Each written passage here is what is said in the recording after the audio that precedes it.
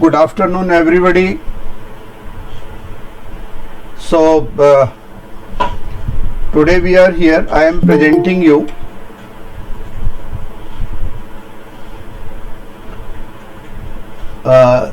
we all know that कि share market में हमें लगता है कि there is a lot of income है भी, कोई डाउट भी नहीं है, बट हमें पता नहीं होता है एक इन्वेस्टिंग है और एक ट्रेडिंग है। तो आज हम ट्रेडिंग के बारे में बात करने वाले हैं और इंट्राडे ट्रेडिंग के बारे में बात करने वाले हैं और केस स्टडीज के साथ करेंगे। तो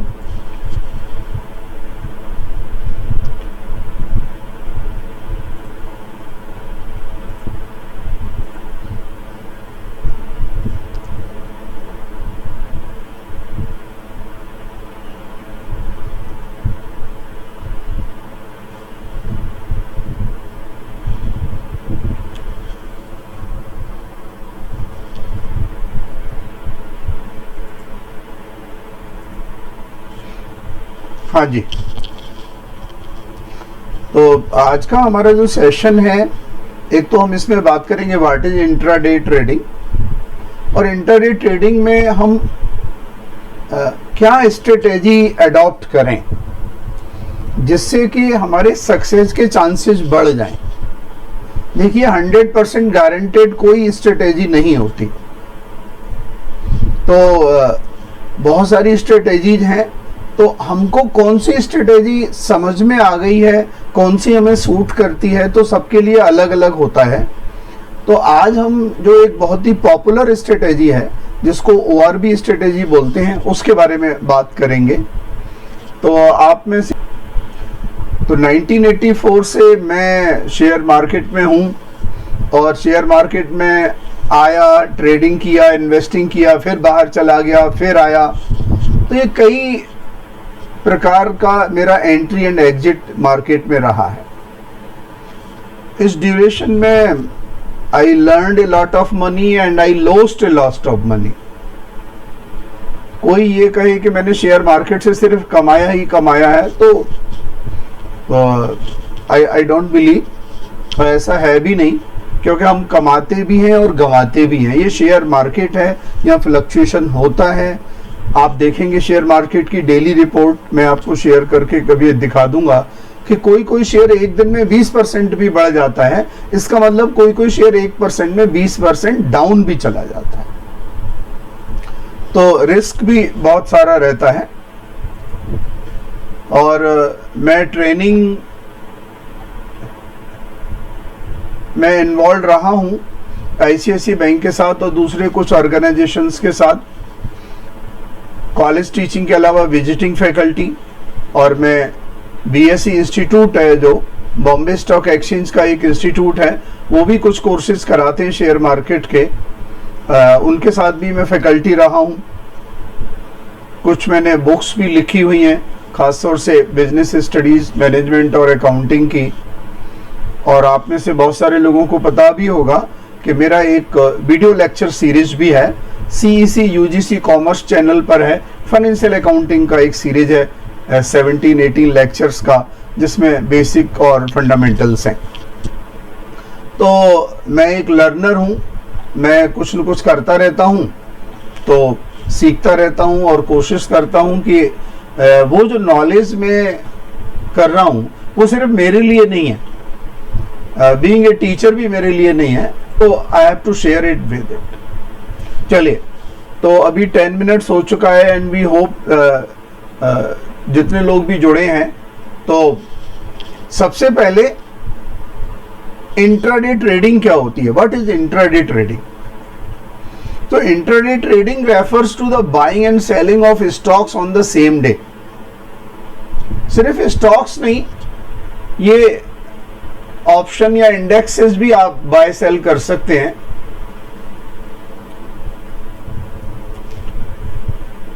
जो शेयर मार्केट में रुचि रखते हैं उनको पता होगा, और जिनको नहीं पता उनको स्टडी करना पड़ेगा। सेंसेक्स सुना होगा, निफ्टी सुना होगा, ये दो बहुत ही पॉपुलर इंडेक्स हैं हमारे। तो आप सेंसेक्स या निफ्टी भी बाय सेल कर सकते हैं। पूरा इंडेक्स एक तरीके से बास्केट खरीदने की बात होती है। तो वो भी आप खरीद सकते हैं। अब इंट्राडे ट्रेडिंग में क्या होता है कि मेरे को सेम डे खरीद के सेम डे ही बेचना है, तभी वो इंट्राडे है। कुछ लोग इसको डे ट्रेडिंग बोलते हैं। तो same day I have to buy and same day I have to sell. इसका मतलब ये दो तरह का हो गया, BTST हो गया एक, तो बाय टुडे सेल टुडे। ये जो वैसे BTST buy today sell tomorrow में भी यूज होता है, लेकिन मैंने इसको यहाँ एक्सप्लेन कर दिया है, कंफ्यूज नहीं करेंगे। Buy today and sell today कि कोई शेयर मैंने आज खरीदा, इंट्राडे का मतलब है कि मुझे आज ही मार्केट क्लोज करने से पहले उसको बेच देना है, चाहे मुझे प्रॉफिट हो या लॉस हो। या ये sell today and buy today भी हो सकता है कि पहले मैंने बेच दिया, मेरे पास शेयर नहीं है, इसको शॉर्ट सेलिंग बोलते हैं। शॉर्ट सेलिंग, मेरे पास शेयर्स नहीं है, मेरे पास मान लो रिलायंस के शेयर नहीं है और मैंने 100 शेयर रिलायंस के बेच दिए, तो सेटल कब होगा? जब मैं आज ही मार्केट से खरीद लूंगा, तो मेरा जो बाय सेल है वो इक्वल हो जाएगा और मेरा आउटस्टैंडिंग 0 हो जाएगा। तो either it may be buy today and sell today और it may be the reverse, sell today and buy today. इसका मतलब रिस्क तो बहुत ज्यादा है कि अगर मैंने शेयर आज खरीदा, लॉस हो गया, तो आज ही वो मुझे करना है। लेकिन इसमें ऑप्शन भी होता है कई बार। एक तो क्या है कि अगर आप ऑर्डर लगा के चले गए, आपने बाय कर लिया लेकिन सेल नहीं किया, आप बिजी हो गए कहीं, तो आपने जो शेयर आज खरीदा है वो ऑटोमेटिकली ब्रोकर जो है, आपका जो भी ब्रोकर है, वो आपकी जो पोजीशन है उसको स्क्वायर ऑफ कर देगा, यानी कि बाय किया है तो सेल कर देगा, और अगर आपने सेल किया है तो बाय करके, चाहे आपको प्रॉफिट हो या लॉस हो। मोस्ट ऑफ दी ब्रोकर के रूल्स में लिखा होता है कि वो नॉर्मली 3:10 3:10 से 3:20 3:20 PM इन बिटवीन, क्योंकि 3:30 मार्केट क्लोज होता है, तो इस ड्यूरेशन में ब्रोकर्स आपके ट्रांजैक्शंस को स्क्वायर ऑफ कर देते हैं, यानी कि बराबर कर देते हैं। एक और ऑप्शन है, अगर आपके पास पैसे हैं, फंड्स हैं, तो आप इसे डिलीवरी ट्रेड में कन्वर्ट कर सकते हो। यानी कि आप कहो कि नहीं, मुझे आज खरीदा है, मुझे बेचना नहीं है, तो मैं उसकी डिलीवरी लेना चाहता हूं, तो आपको फुल पेमेंट करना पड़ेगा। तो अब यहां पर एक बात आ गई कि डिलीवरी ट्रेड में और इंट्राडे ट्रेडिंग में फर्क क्या है। इंट्राडे ट्रेडिंग में हमको पैसा कम लगाना पड़ता है। अगर हमारा मार्जिन मनी किसी शेयर को खरीदने का मान लीजिए 20% है, तो मेरे पास 10,000 रुपए हैं, तो अगर मैं डिलीवरी में खरीदता हूं तो 10,000 के शेयर ही खरीद पाऊंगा। और अगर मैं उसको डे ट्रेडिंग में खरीदता हूं और 20% मार्जिन मनी है, तो मैं 10,000 रुपए में अपनी पूंजी के कैपिटल के बेसिस पर मैं 50,000 के शेयर्स खरीद सकता हूं। इसका मतलब मेरा जो प्रॉफिट और लॉस होगा वो 50,000 पर होगा, तो प्रॉफिट भी ज्यादा होने की पॉसिबिलिटी है, तो लॉस भी ज्यादा होने की पॉसिबिलिटी। तो देखिए, शेयर मार्केट में अगर आपको इंट्राडे ट्रेडिंग में एंटर करना है, तो आपको समझना होगा कि ये जो मैंने एक डायग्राम आपके सामने बनाया है, ऊपर लिखा रिस्क एंड रिटर्न, यानी कि हमें अपनी रिस्क को अंडरस्टैंड करना होगा कि अगर मैं डे ट्रेडिंग करता हूं, इंट्राडे ट्रेडिंग करता हूं, तो मेरे को कितना लॉस हो सकता है, व्हाट इज माई रिस्क। जो लोग ओवर ट्रेडिंग करते हैं, तो हो सकता है एक ही दिन में 50% लॉस हो जाए। जैसे मैंने 10,000 रुपए लगा के 50,000 का कोई शेयर खरीदा और वो 10% डाउन आ गया, तो 50,000 का 10% यानी कि 5,000 का लॉस हो गया। बट लेकिन मेरी कैपिटल को अगर देखें तो कैपिटल के पॉइंट ऑफ व्यू से तो ये 10,000 पर 5,000 का लॉस हो गया, 5,000 का लॉस हो गया। तो रिस्क हाई है, रिटर्न भी हाई है। अगर मान लीजिए शेयर 10% बढ़ गया तो 5,000 का प्रॉफिट हो गया, और मैंने तो 10,000 रुपए लगाए थे तो 5,000 का प्रॉफिट हो गया, इसका मतलब 50% मेरा प्रॉफिट आ गया। तो एक दिन में रिस्क भी हाई होता है और रिटर्न भी हाई होता है। उसको करने के लिए इसलिए मेरे को अपना मनी मैनेजमेंट समझना होगा। What is my money management, मेरा कैपिटल कितना है, मेरे को अपनी कैपिटल को प्रोटेक्ट कैसे करना है। These things are very important. अगर मुझे अपनी कैपिटल को प्रोटेक्ट नहीं करना आया तो हो सकता है कि 10,000 रुपए मैंने लगाए और एक हफ्ते के बाद मेरे पास कुछ भी नहीं है। 5 दिन में अगर मैंने हर रोज 2,000 रुपए का लॉस किया तो पता चला 5वें दिन में जीरो हो जाएगा मेरा कैपिटल, 100% लॉस हो गया। और फिर हम शेयर मार्केट में बहुत दिनों तक एंटर नहीं कर पाएंगे, डर भी लगेगा। तो इसलिए मेरे को अपना रिस्क मैनेजमेंट करना भी आना चाहिए। और वी आर ह्यूमन बीइंग, तो माइंड मैनेजमेंट भी करना पड़ता है। इसको हम साइकोलॉजी बोलते हैं। वी नो दैट हमारी नेचर होती है, कभी कभी हमें बहुत ज्यादा डर लगने लगता है, कभी ग्रीड लालच बहुत आने लगता है। तो शेयर मार्केट में ग्रीड एंड फियर मैनेजमेंट बोलते हैं इसको, कि how to manage your greed, अपने लालच को कैसे मैनेज करो।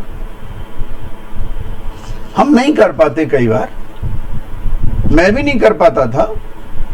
तो क्या है, मैंने मान लीजिए सुबह कोई ट्रेड लिया और 2-3 घंटे में मेरे को 3,000 का प्रॉफिट हो गया। हमारे अंदर ग्रीड आ जाती है, लालच आ जाता है कि 3,000 कमा लिए और 2-3,000 कमा लो।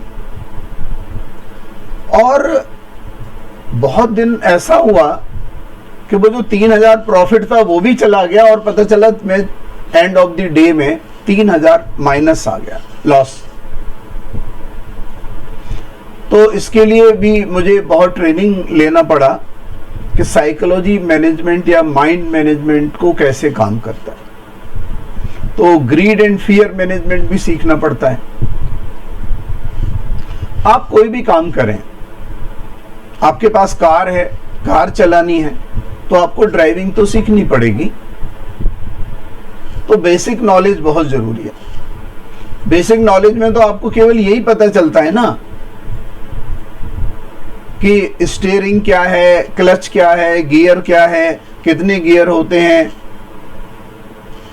ब्रेक क्या है, तो लाइट्स कहां से जलेंगी, हेडलाइट कहां से जलती हैं, हॉर्न कैसे बजाना है।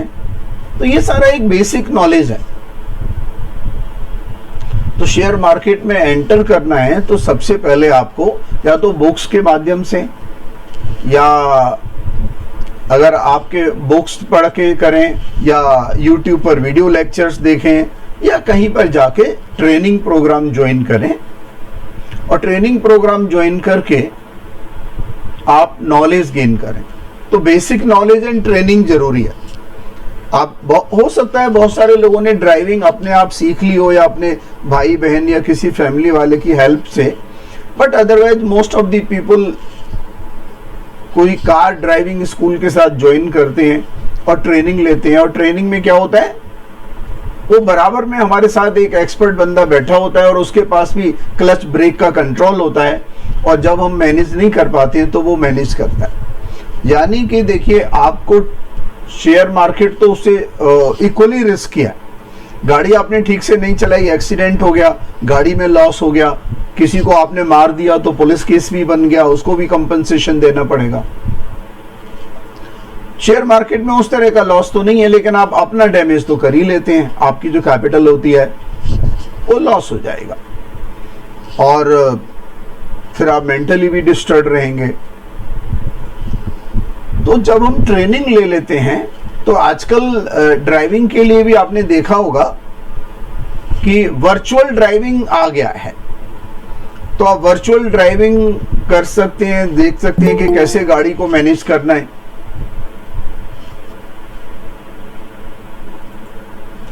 तो उसी तरह एक मेथोडोलॉजी है जिसको हम लोग पेपर ट्रेडिंग बोलते हैं।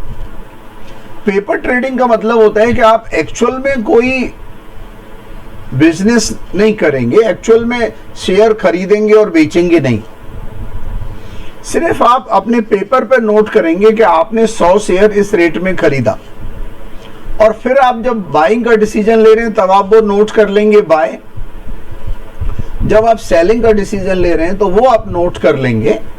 तो that is called the paper trading. आजकल मॉक ट्रेडिंग के सॉफ्टवेयर्स भी हैं, तो वहां आप रजिस्टर करके मॉक ट्रेडिंग कर सकते हो।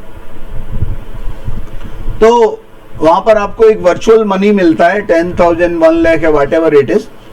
तो वहां पर आपको वर्चुअल ट्रेडिंग करके ट्रेड सीखना है, तो यह पेपर ट्रेडिंग करना है। और जब यहां पर आपका जो ट्रेनिंग है वो कंप्लीट हो जाता है, ओनली देन हम फाइनल ट्रेड एग्जीक्यूशन के लिए जा सकते हैं।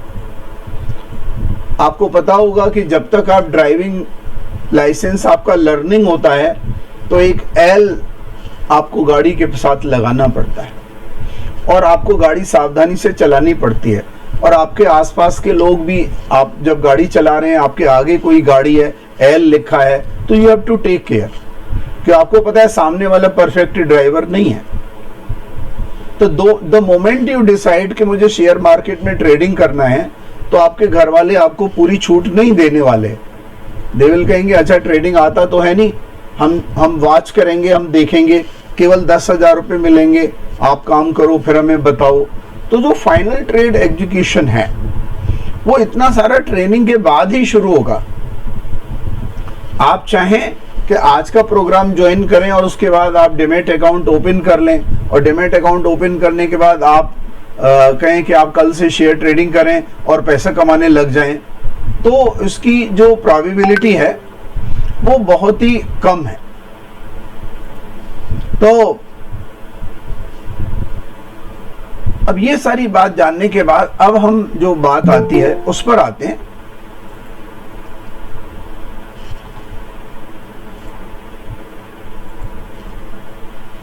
कि आज मैं जिस स्ट्रेटेजी की बात करने वाला हूं उसका नाम ORB स्ट्रेटेजी है। What is this ORB strategy? ORB strategy को बोलते हैं ओपन रेंज ब्रेकआउट। तो रेंज का हम मतलब जानते हैं कि एक लोअर लिमिट और एक हायर लिमिट होती है, तो उसको हम रेंज बोलते हैं। तो हमारे यहाँ जो शेयर मार्केट है वो 9:15 यानी कि 9:15 बजे खुलता है।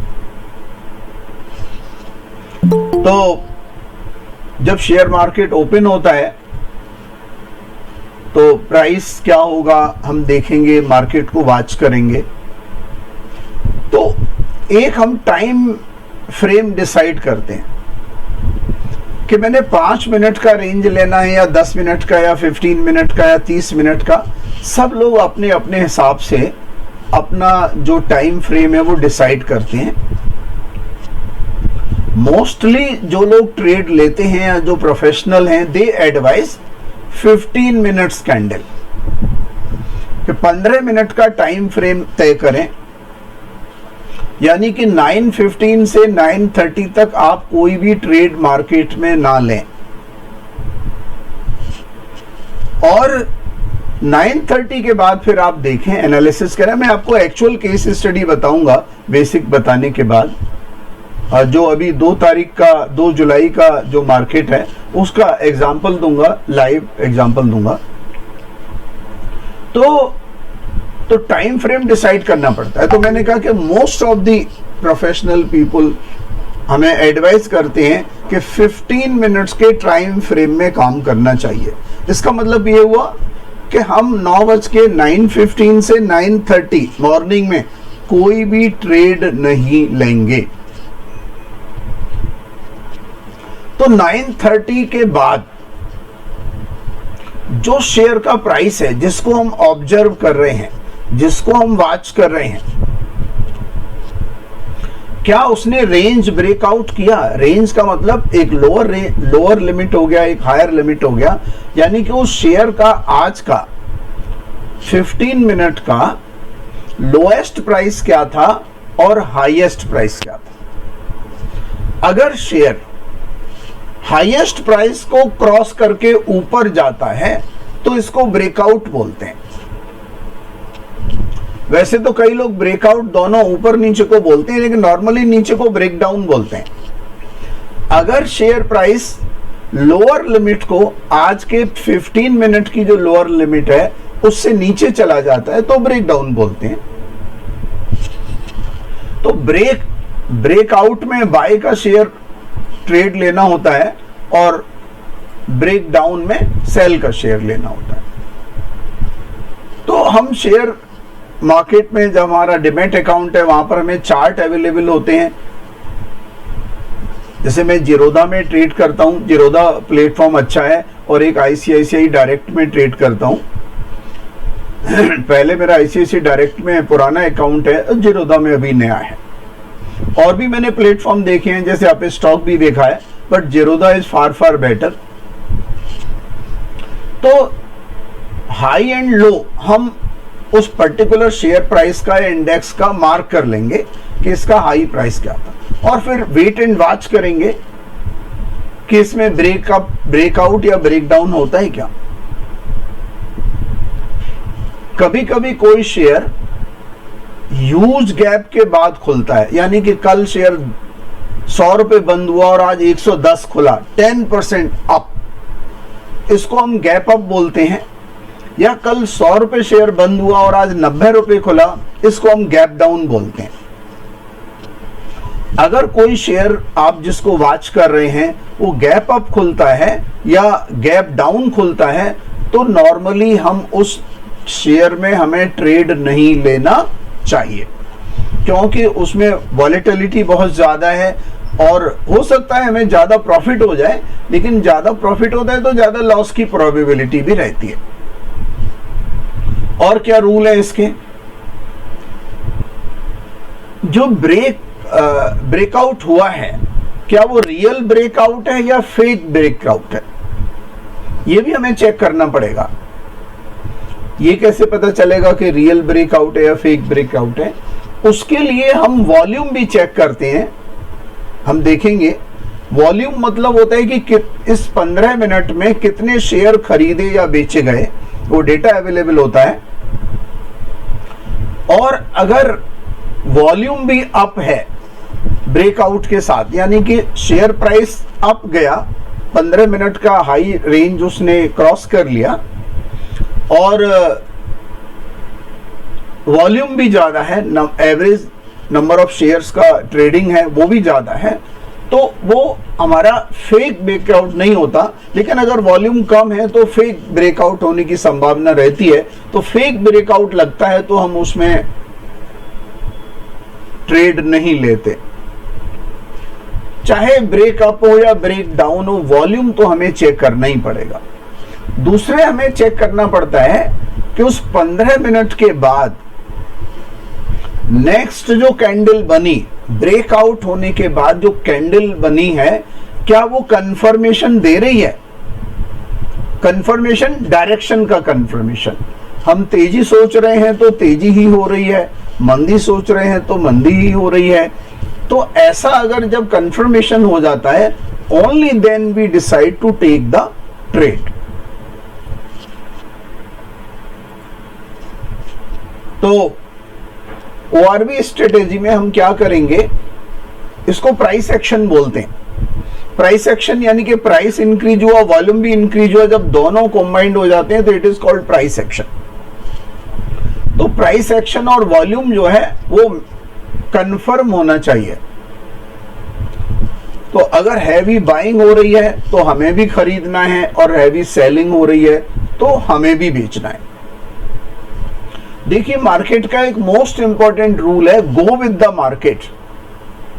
हमें मार्केट के साथ साथ चलना है, मार्केट से लड़ाई नहीं करनी है, मार्केट से झगड़ा नहीं करना है। मार्केट बहुत बड़ा है और मार्केट मोस्ट पावरफुल है। क्यों? मार्केट में एक दिन में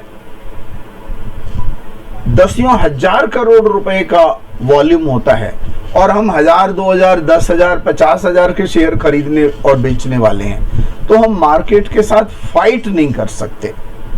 तो नंबर 1 रूल, अगर इंडेक्स हाई जा रहा है, तेजी है, तो हमें उस दिन बाय का ऑर्डर ही लेना चाहिए, और अगर मंदी है तो हमें सेल का ट्रांजैक्शन ही लेना चाहिए। तो ये बात हम ध्यान में रखेंगे।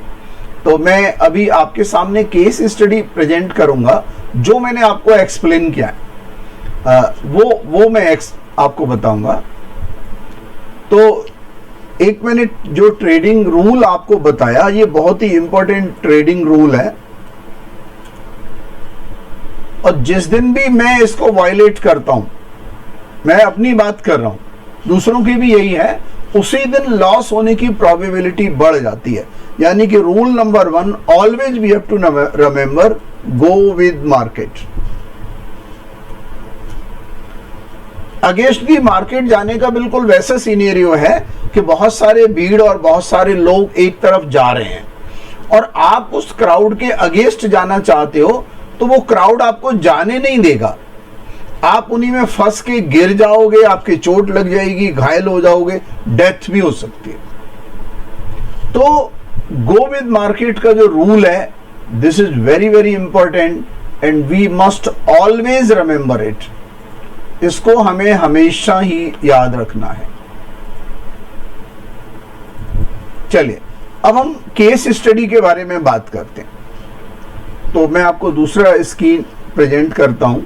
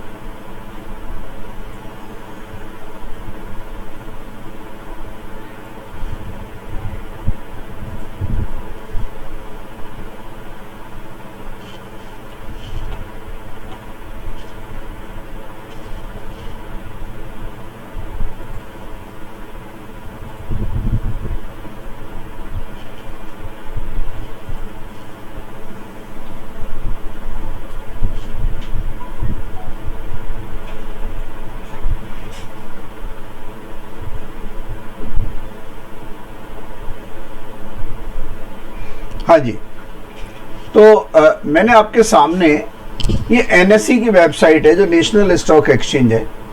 वहाँ पर अगर आप इंटरनेट में जब सर्च करेंगे तो आप डालेंगे टॉप गेनर्स, तो टॉप गेनर्स एंड लूजर्स करके वहाँ पर एक हमारे सामने साइट खुल जाती है। अभी ये लास्ट ट्रेडिंग डे का है, 2 जुलाई का है, और इसमें मैंने गेनर्स की लिस्ट डाली हुई है। तो टॉप गेनर्स में ये डिविस लैब दिखा रहा है। तो जब हम सुबह मार्केट में एंटर करते हैं तो टॉप गेनर्स के 2, 3, 4 शेयर्स हैं, उनको अपनी वॉच लिस्ट में डाल लेते हैं। तो मैं आपको एक गेनर का और एक लूजर का, और टाइम होगा तो एक से ज्यादा केसेस आपके सामने शेयर करूंगा। 2 शेयर प्रेजेंट करता हूं। तो अभी हम गेनर वाला शेयर देखते हैं। तो गेनर वाले में हमने देखा कि डिविस लैब सबसे ऊपर दिखा रहा है, निफ्टी 50 का शेयर है। डिविस लैब मेडिसिन की कंपनी है। तो डिविस लैब जो है ये टॉप गेनर में दिखा रहा है। तो अब मैं आपके सामने डिविस लैब का चार्ट प्रेजेंट करता हूं 2 जुलाई का।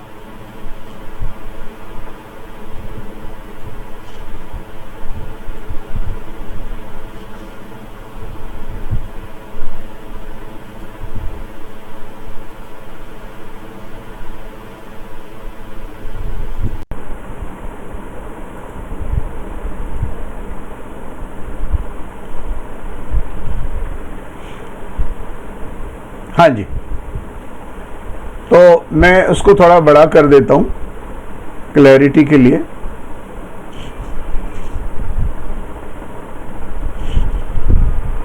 तो आई थिंक थोड़ी विजिबिलिटी बेटर हो गई होगी। तो तो ये जो डिविस लैब का चार्ट है,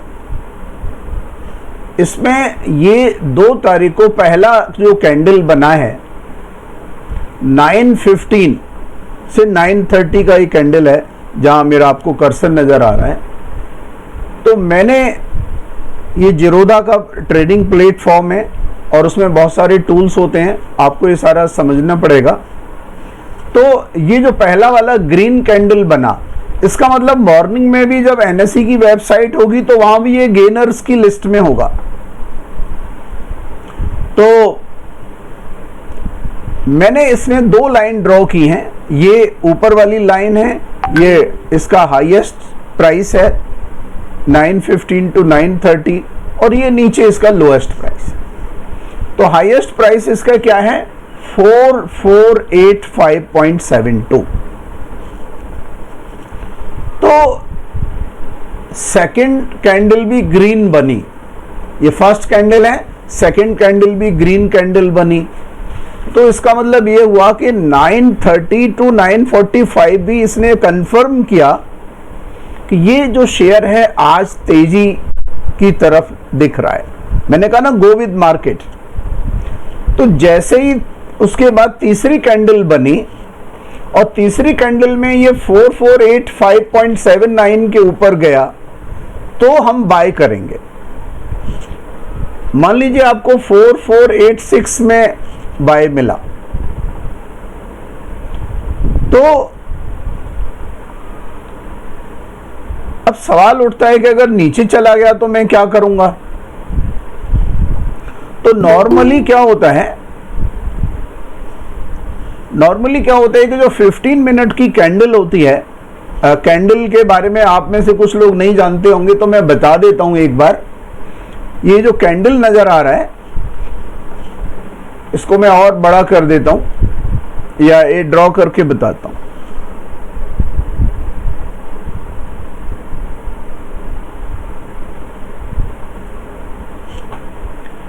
तो जैसे मार्केट ओपन हुआ, एक ओपन प्राइस होता है,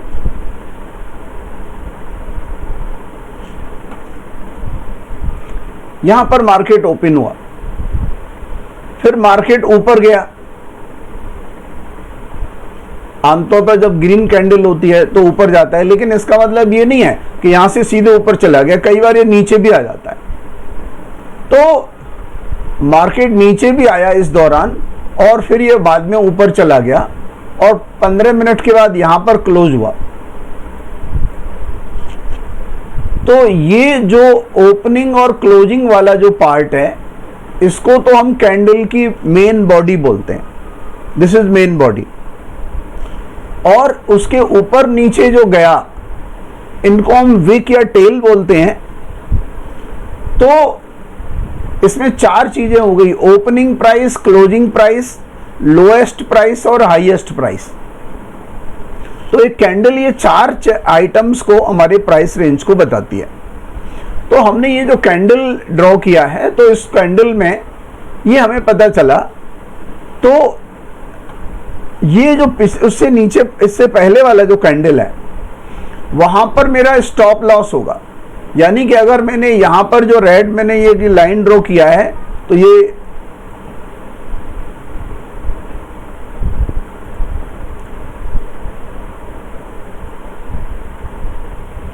ये जो लोएस्ट था 4461, यानी कि अगर ये शेयर 4461 के नीचे गया तो मैं बेच दूंगा। आपने कहा सर ये तो बड़ा मुश्किल काम है, 4485 पे हम खरीद रहे हैं और हो सकता है 44861 चला जाए। जा सकता है, शेयर मार्केट है, प्राइस फ्लक्चुएट करता है। अगर आपको इतना फियर लगता है तो आप प्लीज डे ट्रेडिंग में एंटर ना करें। लेकिन अगर आपने एंटर कर लिया, आपने कहा नहीं मेरे को तो एंटर करना ही है, शेयर मार्केट सीखना ही है, ट्रेडिंग करना ही है, तो फिर उसके बाद हम मनी मैनेजमेंट करते हैं कि मैं कितने शेयर खरीदूं। तो यहां पर 24 रुपीज का लॉस हमारा रिस्क कैलकुलेट हो रहा है और मैं मान लीजिए एक दिन में 2400 रुपीज का ही लॉस बियर कर सकता हूं। तो मैं 100 शेयर से ज़्यादा नहीं खरीदूंगा। अगर मैं 1200 रुपये का लॉस बियर कर सकता हूं तो मैं केवल 50 शेयर खरीदूंगा। अगर मैं 600 रुपये का लॉस बियर कर सकता हूं तो 25 शेयर खरीदूंगा। तो इसका मतलब आपको कैलकुलेट करना पड़ेगा कि आप कितना रिस्क बियर कर सकते हो और कितने शेयर आपको खरीदने हैं। तो ये मैंने स्टॉप लॉस बता दिया। अब उसके बाद हमने शेयर यहाँ खरीदा और फिर हम देखते हैं कि ये जो शेयर है ऊपर गया, उसके बाद थोड़ी देर वहीं पर ऊपर नीचे होता रहा और ये 11:15 की कैंडल में ये चला गया हाईएस्ट 4526 के बाद ये रेड कैंडल बन गई। तो अब मुझे लगता है कि मेरा उतना प्रॉफिट आ गया, सफिशिएंट प्रॉफिट आ गया, तो जितने में भी मेरे को सेटिस्फेक्शन हो रहा है वहां पर मैं बेच के बाहर चला जाऊंगा। मान लीजिए मैं 26 तक मैंने वेट नहीं किया, 20 में ही बेच दिया, तो मैंने 4,485 में खरीदा था और मैंने 4,520 में ही बेच दिया सपोज, तो मेरे को जो कुल प्रॉफिट है वो 35 रुपीज पर शेयर हो गया। अगर मैंने 100 शेयर खरीदे होते तो 3500 का प्रॉफिट हो जाता, 50 शेयर खरीदे होते तो 1750 का हो जाता। तो सबका अलग है। तो ये बाद में फिर ऊपर नीचे हुआ, लेकिन आपको क्या करना है, आपको अपना प्रॉफिट टारगेट भी फिक्स करना है कि हाँ भाई ठीक है, मेरे को तो 1500 रुपये कमाने थे और मैंने 50 शेयर खरीदे थे, 1500 के ऊपर जैसे ही गया मैं बेच के अपने घर चला जाऊं। नॉर्मली जो ट्रेड का जो रिस्क होता है वो 1:2 होता है। 1:2 यानी कि अगर मेरा 100 रुपये का लॉस है, बियर कर रहा हूं, तो 200 रुपये का प्रॉफिट टारगेट होना चाहिए। उससे ज्यादा हो जाए तो अलग बात है, या 100 रुपये का लॉस हो जाएगा या कभी कम भी होगा। तो 1:2 का टारगेट होता है। तो वो 1:2 का जो टारगेट है उसके हिसाब से आप अपना प्रॉफिट बुक करेंगे और बाहर हो जाएंगे। अब मैं एक बात बता रहा था कि फेक ब्रेकआउट तो नहीं है। तो आप देखें, मैं वॉल्यूम की बात कर रहा था, ये जो बीच में जो दे रखा है ये वॉल्यूम चार्ट है। नीचे एक और चार्ट है, MACD बोलते हैं, आज नहीं समझाएंगे तो इसको मैं कैंसिल कर देता हूं। तो अब चार्ट और विजिबिलिटी बढ़ गई। तो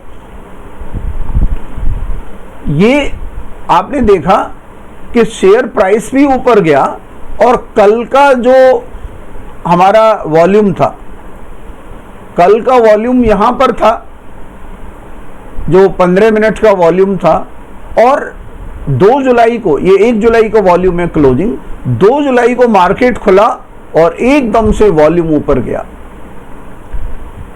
सेकंड में भी प्राइस ऊपर गया और वॉल्यूम भी काफी था। तो इसका मतलब क्या हुआ कि जब प्राइस भी ऊपर जाता है, वॉल्यूम भी ऊपर जाता है, तो कंफर्म होता है। वैसे आप देखें कि हम यहां पर बेच के बाहर आ गए, लेकिन बाद में इसने ये नीचे का 15 मिनट कैंडल का लो नहीं तोड़ा और ये बाद में दोबारा वहीं पर बंद हुआ है। यानी कि ये जो वॉल्यूम भी ज्यादा गया है, तो प्रोबेबिलिटी क्या है आप चेक करेंगे, मार्केट में कल फॉलो अप करेंगे कि कल जब मार्केट खुलेगा तो आप इस शेयर को वॉच कर सकते हैं। प्रोबेबिलिटी है कि डिवीस लैब का जो शेयर है वो कल भी तेजी ले सकता है। मैं ये नहीं कह रहा कि आप कल खरीद लेना, नो, डिसीजन आपको अपने आप लेना है। ये एजुकेशनल प्रोग्राम है, मैं एक एनालिसिस करके बता रहा हूं कि शेयर के प्रोबेबिलिटी क्या है। तो मैंने एक केस स्टडी आपके सामने प्रेजेंट किया, ये बाइंग का है, इंक्रीज वाला है। मैं अब आपको दूसरा केस स्टडी प्रेजेंट करता हूं। तो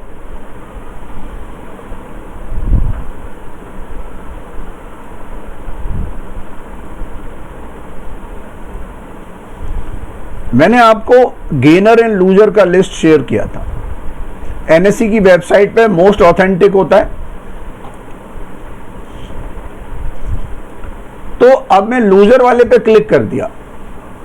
लूजर वाले पे जब क्लिक किया तो सबसे टॉप में टाटा स्टील नजर आ रहा है, 2.20% डाउन गया है एक दिन में। तो अब मैं आपको टाटा स्टील का चार्ट दिखाता हूं।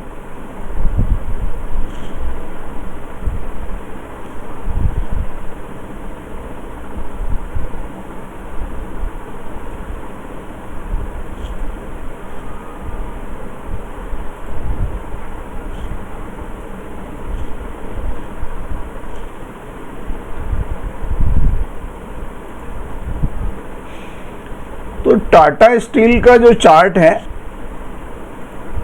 मैं थोड़ा बड़ा कर देता हूं, और ये 2 तारीख यहां पर स्टार्ट हो रही है। ये तो 2 तारीख को टाटा स्टील जब खुला तो इसका जो हाईएस्ट प्राइस है वो 1166 पे ओपन हुआ और जो क्लोज हुआ ये हुआ 1156, डाउन में क्लोज हुआ। इसकी जो कैंडल है, ये जो कैंडल बनी है रेड कैंडल बनी है। रेड कैंडल का मतलब होता है red and green, green is buying, green जब मार्केट ऊपर जाता है तो ग्रीन कलर होता है। अब मैंने आपको बताया कि क्या फेक ब्रेकआउट है, तो हम वॉल्यूम चेक करेंगे। हम वॉल्यूम देख रहे हैं कि कल का जो एवरेज वॉल्यूम था उससे डबल से भी ज्यादा वॉल्यूम है। ये आप देखें ना, यहां पर ये 282,000 शेयर्स यहां कल लास्ट 15 मिनट्स में ट्रेड हुए थे, और यहां फर्स्ट 15 मिनट में ही 776,000 यानी 7,76,000 का ट्रेड हो गया। तो वॉल्यूम जो है वो ज्यादा है। तो ओवरऑल हमें पता चल गया कि मार्केट वीक है। लेकिन हम इस शेयर को बेचेंगे कब, ट्रेड कब लेंगे? जब लोएस्ट से नीचे जाएगा। अब सेकंड कैंडल में ग्रीन बन गया, सेकंड कैंडल में ग्रीन बन गया तो हम इस शेयर को नहीं बेचेंगे। थर्ड रेड बना, लेकिन उसने लो नहीं तोड़ा फर्स्ट 15 मिनट का। उसके बाद 3 कैंडल के बाद फिर जो फोर्थ कैंडल बनी, इसमें वॉल्यूम भी ज्यादा था और इसने ये मिनिमम तोड़ दिया। तो जैसे ही ये मिनिमम यानी 1154 को नीचे क्रॉस किया, तब हम इस शेयर को बेच देंगे। मान लीजिए मैंने बेचा और बेचते बेचते ये 1155 हो गया। ये क्योंकि हम मार्केट में ट्रेड करते हैं तो 1155 में मैंने 53, क्योंकि नीचे आएगा तो डाउन आएगा, तो मैंने और नीचे में मैंने बेचा। तो मैंने नीचे में बेचा तो नॉर्मली जो स्टॉप लॉस है वो तो सबसे ऊपर वाला लगाना होता है, जो फर्स्ट कैंडल का आज का जो हाईएस्ट है। लेकिन अगर हम उसको कम रिस्क लेना चाहते हैं तो हम क्या करेंगे,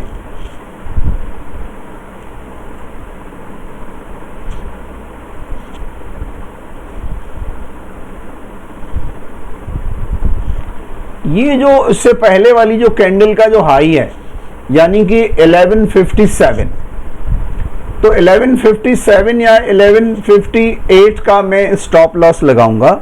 स्टॉप लॉस का मतलब होता है कि अगर ये नीचे की बजाय ऊपर चला गया तो मैं इस शेयर को बेच दूंगा और बाहर चला जाऊंगा।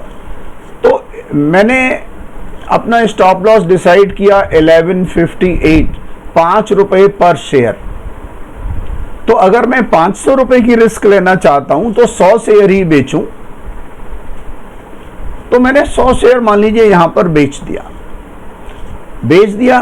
अब अगली कैंडल में भी ये रेड बना, लेकिन ये इसके ऊपर नहीं गया, ये ऊपर नीचे झूलता रहा और मैं मार्केट वॉच कर रहा हूं। यहां पर आप देखा, हम ये कैंडल देखते हैं, ये जो कैंडल है ये है 1 बजे की। 1 बजे लोएस्ट गया 1143, अगली कैंडल भी रेड बनी। तो नॉर्मली क्या होता है कि जब तक हमारे ट्रेंड में मार्केट चल रहा होता है, मार्केट में बने रहते हैं। उसके अगली कैंडल भी रेड बनी, ये भी रेड बनी, इसके बाद ये ग्रीन बन गई। जैसे ही ये ग्रीन बनी तो मैं यहां पर अपना बेच के चला जाऊंगा। यानी ये ग्रीन बनी, अब मुझे रिवर्सल लगता है तो 1133 है, तो मान लीजिए 1134 में भी मैंने बाय कर लिया, तो 1134 में मैंने बाय कर लिया, 34 मैंने ये खरीदा था कितने में, 53 में, तो पर शेयर मेरे को 19 रुपीज पर शेयर। तो अगर मैंने 100 शेयर बेचा था तो मुझे 1900 रुपए का प्रॉफिट हो गया। मैं उसके पहले भी बाहर जा सकता हूं। मैंने 500 रुपए का रिस्क लिया था तो 1000 प्रॉफिट हो गया, तो मैं तभी भी बाहर जा सकता हूं। तो ये आपको क्या है कि ये एनालिसिस करना पड़ता है। तो ये जो एनालिसिस है, जो ORB स्ट्रेटेजी है, ये बिल्कुल मैंने लाइव मार्केट में आपको बताई है। 2 जुलाई का केस है, आप NSE या दूसरी जगह पर जाकर के इसको वेरीफाई कर सकते हैं। तो ये मैंने आपको ORB open range breakout strategy बताई है। ये इंट्रा ट्रेडिंग के लिए है, लेकिन आप इसको इन्वेस्टिंग के लिए भी यूज कर सकते हैं। लेकिन जब आप इसको इन्वेस्टिंग के लिए यूज करेंगे तो हमें इसका टाइम फ्रेम बदलना होगा। ये 15 मिनट की कैंडल की बजाय मिनिमम 1 आवर, 1 आवर की कैंडल होनी चाहिए। तो ये जो 1 आवर की कैंडल है, उसके हिसाब से हमें इसे लॉन्ग टर्म के लिए भी बेच सकता हूं। लेकिन नॉर्मली क्या होता है कि सेलिंग आप कर नहीं सकते, मार्जिन में कर सकते हैं, रिस्क रहता है। अगर आपके पास शेयर है और आपका शेयर इस तरीके से नीचे जाने लगा तो आप बेच दीजिए। बाइंग करना है, 1-2 दिन के लिए खरीद कर जाना है। तो जो मैंने आपको चार्ट दिखाया था वो मैं दिखाता हूं। मैंने आपको डिविस लैब का चार्ट दिखाया था, डिविस लैब, मैं वो डिविस लैब का चार्ट शेयर कर रहा हूं।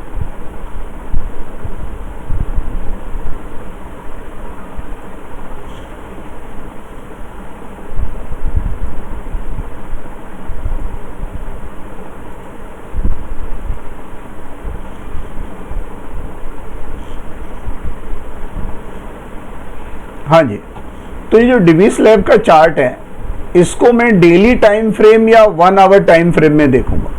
तो अगर मैं 1 डे का टाइम फ्रेम लगाता हूं तो डेली टाइम फ्रेम में क्या है, अगर हम डेली टाइम फ्रेम में काम कर रहे होते तो फिर ये इसमें अगर चेक कर रहे होते तो हमें ये किस दिन बाइंग आ गया था,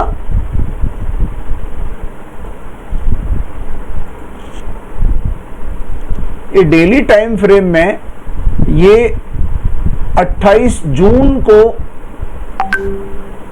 डेली टाइम फ्रेम में जब हम देखते हैं शेयर को तो प्रीवियस डे देखते हैं, यानी कि पिछले दिन के हाईएस्ट के ऊपर अगर शेयर गया तो पिछले दिन के हाईएस्ट के ऊपर बंद हुआ है, अगर इसको हम प्रीवियस डे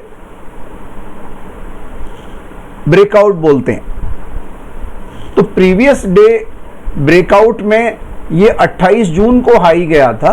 तो अगर आप ये स्ट्रेटेजी फॉलो कर रहे होते और आपने 28 जून को शेयर को 4316, मान लीजिए 28 जून को आइडेंटिफाई किया, 29 को हमने खरीदा, 29 जून को 4318 में खरीदा और ये शेयर अभी 4519 हो गया।